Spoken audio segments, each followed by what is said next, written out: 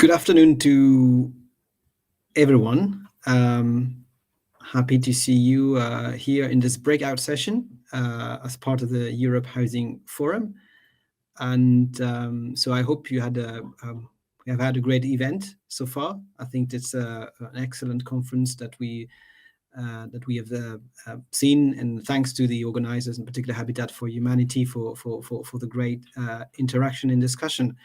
So we hope to continue with that level of quality today and this afternoon, and I'm sure we will have it because we have three excellent speakers that will discuss about a very important topic, which is harnessing innovation for inclusive and green renovation of social housing in Europe. It's basically the question is indeed how we can bridge the gap between the objectives in relation to the Green Deal and the objective in relation to the affordability in the housing sector. Too many times, those two objectives are seen as contradictory, going in different directions. And one of the answers to this potential diverging interest and contradiction is innovation. Innovation is seen as a key aspect or a key solution to bridge this potential contradiction between affordability on the one hand and environmental performance on the other hand. What is the role of innovation in the housing sector? How can we basically also scale up innovation so that we bridge the gap from the current practices on the local level and onto something which will be able to reach those different objectives? That's the kind of questions we would like to answer today, together with the three speakers, but also together with you. I remember and I remind you that we will have an opportunity to discuss with the speakers if you use the chat. So feel free to ask your question in the chat, and I'll do my best to convey them to the speakers at the end of their presentation. So the three speakers this afternoon are, first of all, João Gonçalves from Housing Europe, is an innovation and project manager, and he will explain to us what is the state of the art of innovation in the social housing sector currently. And this is something that will also bring us to indeed example of how to combine environmental and social justice. Then we will have Inés Fabregas Ribel-Lora from the Agencia de Habitats de Catalunya. Inés is a project manager for EU projects, and we will see how at the local level innovation can really be a solution to bridge the gap between environmental and social considerations. And eventually, we will have Karel van der Poorten, Policy Officer on Social Economy. Hi, Karel. In the European Commission Directorate General on Internal Market, Industry, Entrepreneurship and SMEs, DG GROW in short. So I think this is an excellent panel that we have today to discuss about this very important matter. So João, you're the first on my list, so I'm happy to have you, although we are colleagues indeed. I'm also from Housing Europe, as you may know, Julien Dijola, happy to moderate the session today. So João, what can you bring to the discussion from your perspective and the experience, in particularly from the social cooperative and housing provider? Please, the floor is yours. Thank you, Julien. Yeah, I actually think this question about how to scale up a successful pilot project is very interesting. Something that I've been thinking throughout my career, especially when you are working with mostly projects like I've been doing for most of my career. But it's also a very wide-ranging question. So, especially working in a European level federation. So there's a lot of capacity, resources, context-based barriers across Europe, and they're very varied and multifaceted. So I wanted to go back a bit to basics. So the vision that we have for the housing sector, for the public, social and cooperative sectors, is to provide quality, affordable housing to everyone. And what has been going on is, besides this business as usual of providing this kind of housing, especially in the last decades, we have additional criteria to consider, basically decarbonization and additional environmental and social qualities that we need to also offer within this definition of housing. And all the rest remaining the same. So, for example, funding is so important for us. The answer is innovation, basically. So we're here in Housing Europe. We are always keeping an eye and helping our members and their members as well, which are the housing providers, to check the most recent developments in terms of technologies, materials, systems, whatever can help them to reach this purpose of the quality, affordable housing. So we are experimenting with new training programs for alleviating energy poverty, one-stop shops to help the dweller across along the customer renovation journey.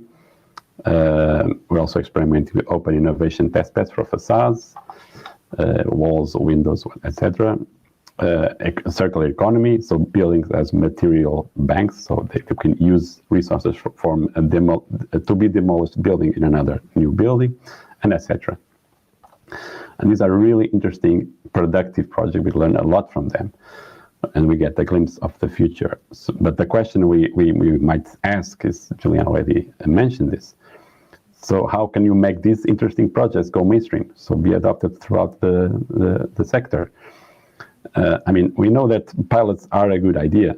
This is basically reduced risk to the housing providers, a sort of a sandbox, a playground where we can test all these technologies in a controlled environment.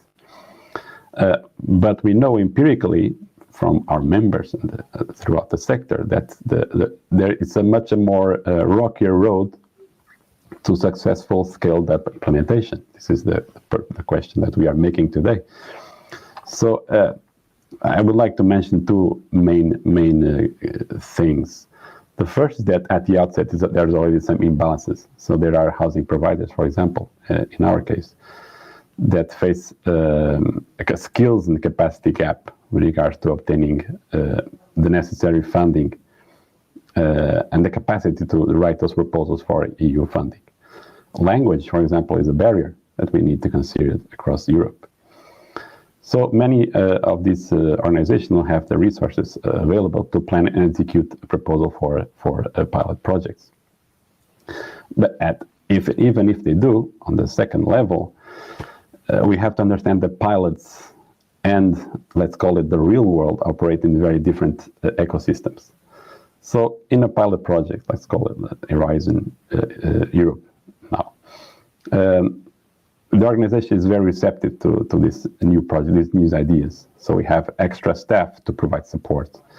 Managers incentivize that project. Top level management incentivizes the support. They're aligned. And all the cultural and administrative barriers that we know exist, they are sort of suspended to make way for this project to be a success. On a wider environment, these conditions no longer exist. So, of course, there is an incentive to have this project tested in mainstream, but there may be some people who resist change. There may be others that don't understand the technology, don't understand what they're implementing. No two same people will incorporate the solution on the tool exactly the way as they thought they would. So this is what real-world application looks like. It's not as straightforward as a pilot project. We also can mention about the whole system of rules and mindsets that are in place. Sometimes we can call it institutional framework. This is the case, for example, of the green transition. So we are in a completely different ecosystem with a different mindset, a more linear mindset, that we use resources and then we throw them away. So we have to change the way we think about things. So this is another obstacle.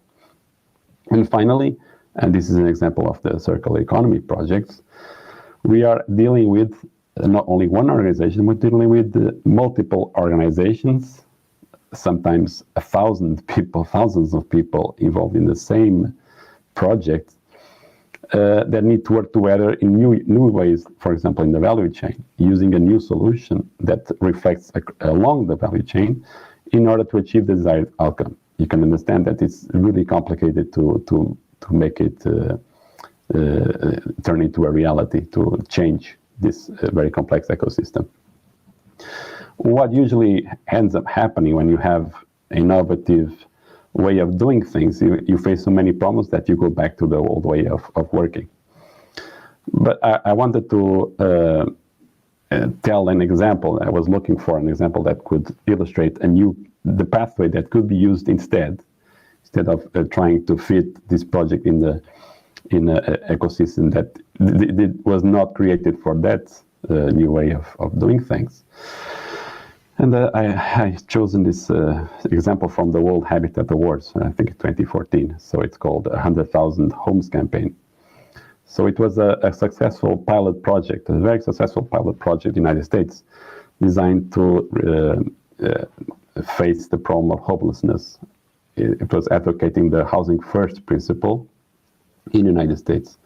So they included a very defined set of practices, such as calling each homeless person by name and catering to their needs and vulnerabilities. So first giving the house and then trying to solve the other problems that they might have. So obviously it was a success. It's still ongoing at this moment. The number of homeless people went down. Adequate houses were provided, less social investment necessary because they ended up paying for the social housing itself, and the leaders of those projects were praised. So much so that other organizations, including Europe, wanted to emulate this example, in Belgium, for example. So when this team from the United States tried to transfer the same set of practices to an entirely different framework, it just didn't work. The solutions that were devised for the United States were faced with completely different mindsets. You can imagine the United States and Europe, they work in a very different way. So after 2 very disappointing years, it happened what I mentioned previously, to just return to the old way of doing things in each organization. However, they tried another approach. Instead of transferring the practices that they were so successful in the United States, they actually started coaching the teams in the other regions to understand the setting and let them devise ideas by themselves. So they just furnished a template, the know-how, that these other organizations could adopt and accelerate their own projects. So no prescribed practices, no a set of list of practices, just counseling, using their know-how from the United States, and it actually worked. The project served basically as an inspiration to this organization in Europe to adopt this way of doing things, know-how. So we have actually at the moment we have similar approaches being implemented in Spain, Slovakia, UK, Belgium, and Hungary. This is called the European End Street Homelessness Campaign. So this is where we say that one size fits all doesn't work. It shouldn't be applied. This is not the way we should scale up successful pilot projects. So basically what, to me, it means that we should build our know-how on these topics, on, for example, providing social, affordable quality housing. And we should also create the conditions to allow the organizations to adapt successful solutions in a sort of sandbox environment to their unique circumstances, regional circumstances, regulatory circumstances, mindsets, other mindsets, and make it their own. So transform it in a way that it's understandable, it's applicable to the context. Of course, this is just an example. There are other cases where we actually need additional capacity. So, like I mentioned, there are some organizations that have some difficulties even implementing the other approaches. So we need also to talk about capacity building in these organizations. So basically, my message is that we need to translate. So we should recognize the context where we are operating and translate the principles and methodologies learned in other contexts, because it's about tacit knowledge and how to transmit that knowledge to other contexts. Thanks very much. Thank you very much, João. It's very interesting as you presented one of the key challenges is how we go from this demonstration in a way approach onto something which is really innovation for the long term and for the structural change, because very too often there's a confusion between indeed demonstration and innovation. We have many nice pilot projects around Europe, some of them funded by the European Union, but how many of them are really something that make a structural change on the ground? And you gave us some interesting potential answers to that, going from transferring the practice into coaching the people so that there is a deep understanding of the local resources and how they can answer themselves the different challenges. I'd like to hear what Ines would like to, in a way, say about that, whether in Catalonia you have found this solution to bridge the gap between the pilot state of mind onto something which is, real change, and yeah. So I'd like to see, Ines, what would be your experience in that matter? I think in our case we are a step back. We are just doing demonstrations in this moment with the European projects, but of course some lessons that we are learning, we are repeating it in other new projects or experience. So I think yes, these pilots or demonstrations will become new procedures in our company, or new possibilities, new technologies to use during the refurbishment of buildings. So I think we are in the moment of doing this jump from making a pilot to innovate in our practices.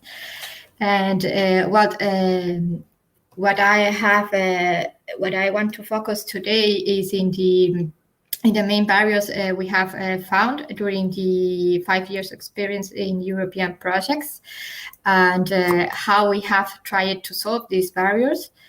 Main barriers was cost, and the difference of cost between common practices and the innovative solutions were a problem for us.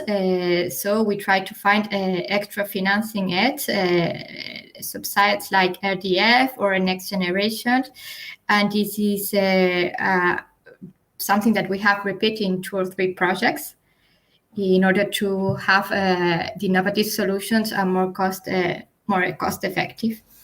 Another barrier we have found has been uncertainty regarding the real duration and effectiveness of the solutions, because we have a little previous experience with this type of solutions. And in order to reduce this uncertainty, we preview tests and prototypes. So to introduce this type of prototypes before implementing the solution, it's also an important step in the innovation procedure. Other aspect is the uncertainty regarding how the end user will interact with the technologies or the solutions, because we are talking about social housing, and the profile of user that we have sometimes are people with risk of social exclusion. So they could use incorrectly the technologies, or reject them, or even dismantle the technology. In this sense, it's quite important to choose that solutions that are quite robust and easy to use. And moreover, we can involve the tenant or the user in the solution procedure. For example, we have a houseful project that proposes a solution to make co-creation sessions and training to the end users in order to increase the effectivity of the solutions applied. I think this could be a good methodology to implement in the future, not just for European projects, but for renovations in general, because habits had a great impact also in how the buildings will perform in the sustainable point of view. Another aspect to take into account is the maintenance cost also, because these innovative solutions are quite new. You really do not know how much it will represent in the maintenance point of view, if it will be easy to repair the broken elements, or if there is necessary to have specific companies and experts to solve the possible problems. This can increase the maintenance cost, and it's something that it's quite important to us to have control of it as managers of housing stock. So in this sense, all the solutions that introduce a maintenance planning and reduce the maintenance cost are always more interesting for social housing. And finally, there's also another barrier that we have to solve is regulations, existing regulations. When we are trying to innovate, some solutions are out of the regulations. And in this sense, there is a technician work there to try to demonstrate how the solution can achieve the same requirements that the conventional practices achieve. It could happen sometimes that it's not possible to achieve these requirements. For example, we have another project that is called Plural. And in this project, we are developing a prefabricated add-on envelope to strongly improve the performance of the building in the energy point of view. But it changes the appearance of the building and increase the thickness of the facade. So there are urban regulations that go in conflict with this point, because there's some restrictions about color, restrictions about the limit of facade. In this sense, well, we have to apply the solution just in the first and second levels, but we cannot use it in the dwellings and the ground floor. So we need to adapt the technologies to the regulation requirements. We have regulations that allow some flexibility in benefit of sustainability in buildings. We probably will encourage innovation. But this is my thoughts about the main barriers that we have to solve during the innovation projects. And to sum up, I think that the Horizon European projects have been a good experience and fruitful experience for the agency in order to obtain more technical knowledge and real data to work and take decisions in the future, as we are responsible of implementing the housing policies in Catalonia. Thank you very much, Ines. I think it's a very interesting. I think from what you said, I draw some very good points. First of all, generally speaking, the essential role of the public hand, I mean the public entity that you're working in for the agency in Catalonia. I think whether it's an invisible hand or a visible hand, clearly the public entity is there to facilitate precisely going from the demonstration or the pilot phase into the more scaling up into the, let's say, the structural change, as I call it. You mentioned the barriers related to cost, related to the co-creation, related to the regulation. for all those barriers, it seems to me that the public entity is a crucial player, and you need as a public player to put in place, as you said, methodologies that will be used in the long term, whether or not you have EU funding or other types of funding. And I think this is a real a real obstacle if you do not have this entities in place, the structures and process that will be useful for going from demonstration to a more structural solution. Now I'd like to maybe give the floor to Karel. Karel, the European Commission is indeed a very important player in that conversation, because they fund not only the pilots and the prototypes, but also they are able to provide for an enabling framework that will indeed allow for a more structural perspective. So I'd like to know what's your view on this topic, on the challenge, and what is the Commission's let's say take on this. So Karel, please go ahead.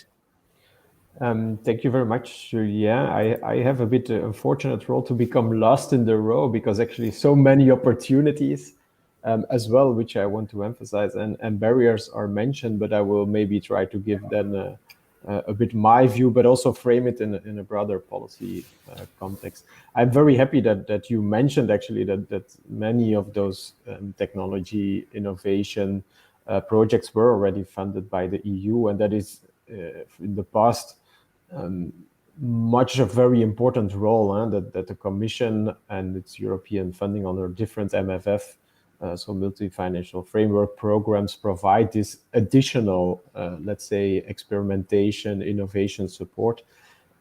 Also in the area of social housing, Horizon Europe or Horizon 2020 in the past was definitely one important one, but definitely also the structural funds. Today, of course, we are a bit in a changing mindset, if I may say, and we tend to convert also more to scaling support, where we want to go away to only this additional innovation, but also to push indeed the need to go to mainstream certain innovation capacity, because therefore we have seen that there is a lot of potential in different areas. I will list a bit later in my contribution, but there is also this bottleneck to make this more mainstreamed across European countries, and not only within the country, within the region, within the area, but also create spillovers to other countries. But there you're of course in conflict with other regulations, other standards, other practices also, and just electric applications and practices, standards are different from one country to the other, even though there are a lot of efforts from the EU to mainstream and to get same standards. So the standardization here is a very crucial aspect, I would say. When it comes to technological innovation, we have seen traditionally that definitely in the area of housing, a lot of focus went to greening of housing. So on sustainability in terms of green, improving of energy efficiency, but also energy production, retrofitting, circular economy, you name it. These practices are actually omnipresent and are definitely in Europe one of the most advanced ecosystems in terms of these type of applications in construction. But what we see more recently, and that is definitely interesting also from our perspective, we also want to promote, for example, with initiatives like the new European Bauhaus and the Affordable Housing Initiative, as I already explained yesterday in the plenary, so I will not come back too much to that, is the social dimension. We have seen that recently discussions in the Green Deal get more and more this social, I will not say flavor, but important consideration that the Green Deal should be just and inclusive. And therefore also this technology can help to make houses also more inclusive, more accessible, for example, and to build actually a whole, let's say, livability ecosystem around our renovations carried out with, for example, finances from the recovery packages. So having said that, there are plenty of opportunities for social and affordable housing, given the application of technology, energy efficiency, I already mentioned circularity as well, but this inclusive factor, and there I want to recall definitely what Ines already said, that has certain risks as well. So we should not promote technology for the sake of having technology. It should be human-centered.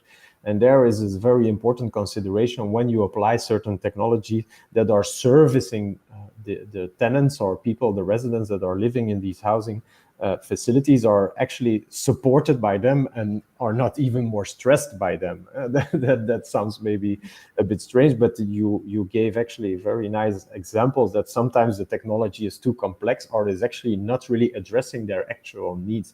And that is not only a risk in terms of technology inclusion, but is also a risk in terms of costs, because if you want to apply technology in the right manner, then you most likely need to adapt also the technology to the specific use, to the specific need of people living in social housing infrastructure.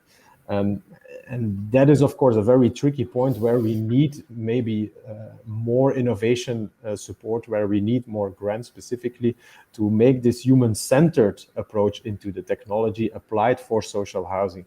And that is an opportunity on the one hand, but might create also some barriers and risks on the other hand. Besides that, technology has also the capacity to increase the livability, but also to get access to certain services more fluently. For example, social services 24/7, 8 for certain target groups, for example, elderly people, but also aesthetic improvements. So technology might also improve aesthetic renovations, might make it more feasible to have certain improvements on buildings that are just looking better with most modern techniques. But also the services of the social housing provider itself, which has nothing to do with people living in their houses, or they are the customers. But I think it's as important to think also on the professionalization of social housing companies themselves in how they process, for example, their online billing, how they are in contact for maintenance when things are broken, automatic monitoring systems for energy, but also for repair services and so on. So I think this is really an important aspect that we should not forget, and not only invest the technology in the premises themselves or the housing facilities itself, but also in the services that comes with the housing service provider. So I think these are a bit more, let's say, dimensions I wanted to add to this technological aspect. And indeed, there are definitely strong barriers present, because just technology is costly. When you want to implement state-of-the-art technology, that means usually that there is a bigger cost engaged. And that is an issue, for example, in procurement, where we have the possibility to go beyond price, but we see that so many let's say procurement agents are still focusing very much on the price and the price optimization, where you, for example, cannot use the most sustainable building materials that will give you probably a less bigger cost in maintenance over time. But just because of the procurement process that is not allowed, or that is not in favor of the most sustainable project. So I think there we really need to educate, we really need to propose better frameworks to procure on sustainability, on durability of construction materials, and also on the sustainability in terms of lifelong lasting building capacity. I think it's also very sometimes very complex for social housing promoters themselves to understand also all the different techniques, and sometimes the technology is more persuading to be implemented because it's fashionable, it's attractive also for politicians who are main drivers behind certain housing facilities that can drive up the cost immensely and sometimes also unnecessary. So really this capacity building for housing promoters, the combination of what is possible in terms of architectural design, but also technology implementation linked to the feasibility in terms of cost is really like a balance that is very hard for many small housing companies, for example, that have not necessarily this capacity. So therefore also capacity building is very important. And I think that Ines as well as João have mentioned this. Another point is these generic standards. We know that the Commission is preparing a lot of work in this area, and that we are very conscious that this might have a very negative or sometimes counterproductive effect on housing renovations and on the application, for example, of technology that might over time even outperform current standards, but they are just not possible within the generic standards that are present today. And so there we need to really build in safeguards to make sure that they are not bringing counterproductive effects. And of course, the financial schemes, the last barrier that I see, thanks to my broad conversations with people from the sector. So this is all information I got from many discussions with housing companies, representatives. Is the biggest concern is always this financial setup, where it's very nice to ask as a government the most state-of-the-art technology to experiment, to innovate, but there is always a higher cost. So there is also a need to come with specific funding lines to pay for this innovation, because usually this is really a surplus where we also need, for example, the engagement of certain industries when implementing those. This is specifically something that we also would like to target with the Affordable Housing Initiative, to have some experimentation and to have some interesting pilots in that sense.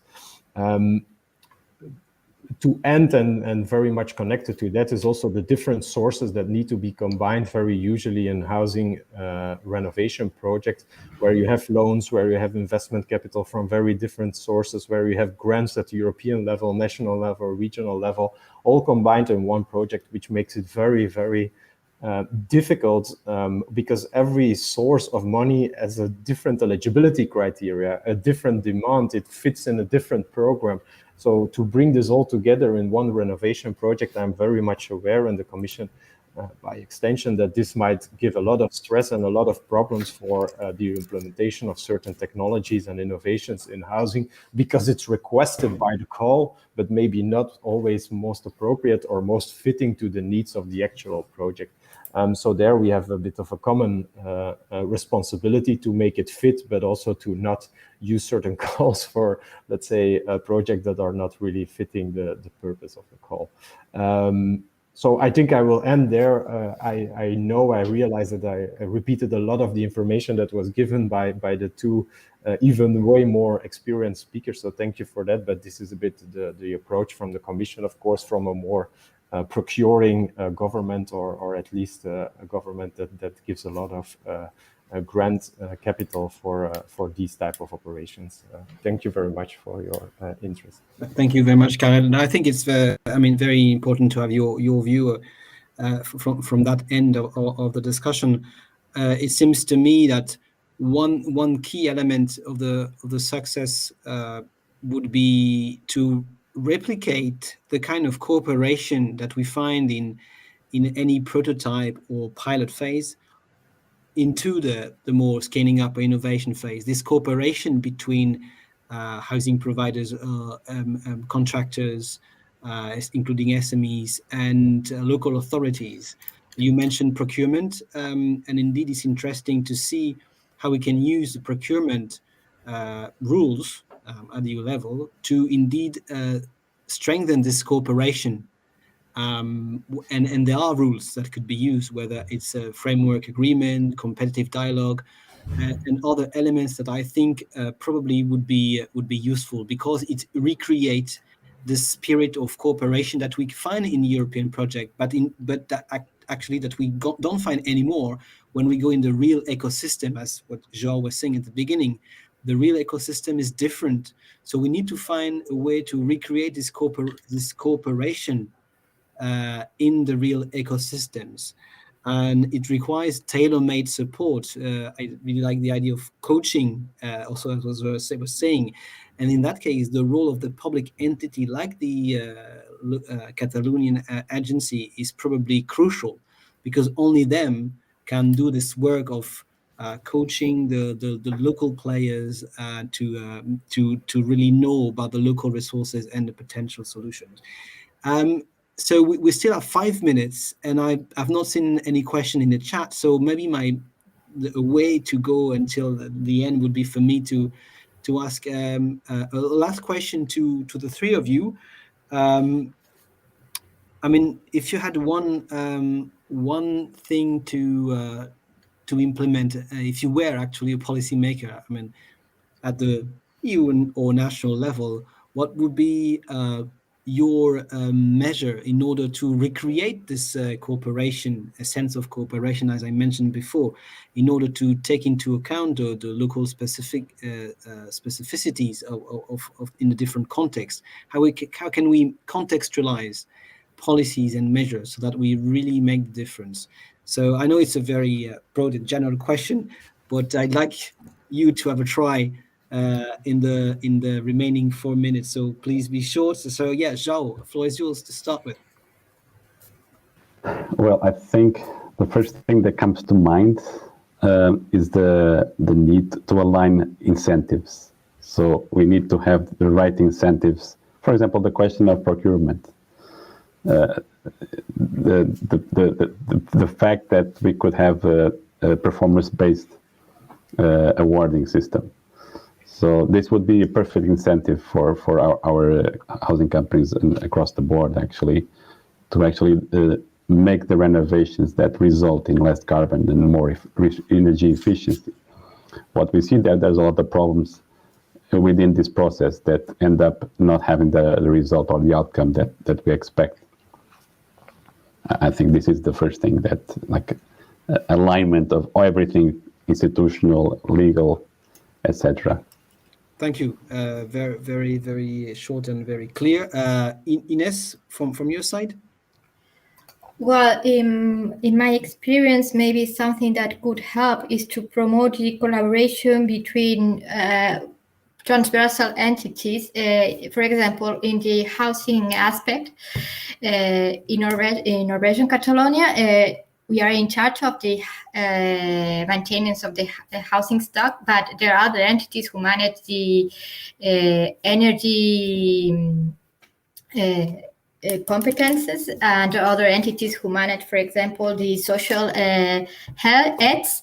So sometimes when we refurbish a building, the impact, the benefits of this renovation are not directly appreciated by their entity, but other entities. So the drivers are not clear for us. Making some working more transversal, the work between these different entities could help to. Thank you. To promote these actions. That's clear. Also, importance of cooperation also at the administration level. And Carol, to finish. I'm a policymaker, so I can do whatever I want. No, unfortunately not. But let's throw the ball back to industry, maybe to the barrier of cost. As we have discussed, new technologies and new innovations are usually very costly to implement in housing infrastructure, definitely in social housing facilities. But I think it would be really nice if industries get engaged with social housing federations and associations to have certain pledges when they have certain technologies developed, to have a small proportion of those technologies adapted and experimented in social housing facilities together with social housing promoters, to make sure that they can also have a part of the cake, even when the technology is maybe at a stage that it's not yet affordable or not yet, let's say, cost efficient within social housing. I think that might be very beneficial for both in the end. It might be a nice gesture, but it might also be a nice manner to test certain technologies at scale, because if there is one opportunity that social housing providers can offer, then it's really the scale of housing renovation and housing construction. It's a bit an idea more in the air, so it's not attached to any policy initiative that we are setting up. But maybe with the Affordable Housing Initiative, we can have a thought about it.